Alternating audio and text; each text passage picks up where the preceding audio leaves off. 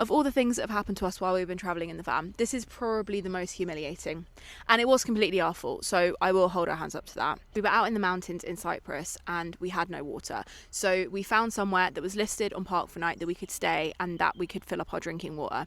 But when we got there, the only water we could find was a tank on top of some locked toilets. By this point, we had got water from quite a few questionable places and it had always been fine. We've got a filter on our water, so we thought we can probably siphon a little bit of water just to get us through the evening, and then tomorrow we can fill up properly. And the next day we hiked Mount Olympus, had a really nice day, but as the day went on, Lewis started feeling a little bit rough.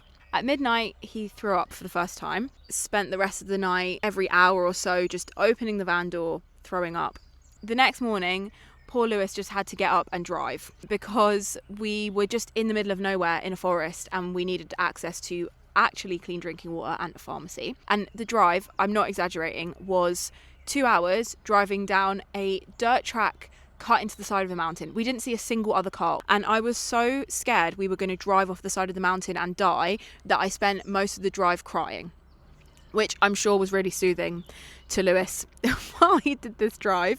But eventually we got to Paphos and we booked one night in a cheap hotel just so Lewis could recover in an air-conditioned room with a flushing toilet. The next morning he was actually feeling a lot better and I thought I had dodged it.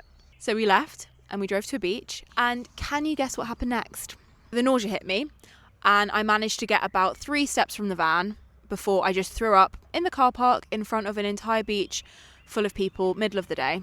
And it actually continues to get worse from here because we couldn't afford another night in a hotel. And the only car parks around that had flushing toilets were full of tourists. We ended up spending 3 days in the car park for an archaeological site in 30-degree heat in a van with no air conditioning.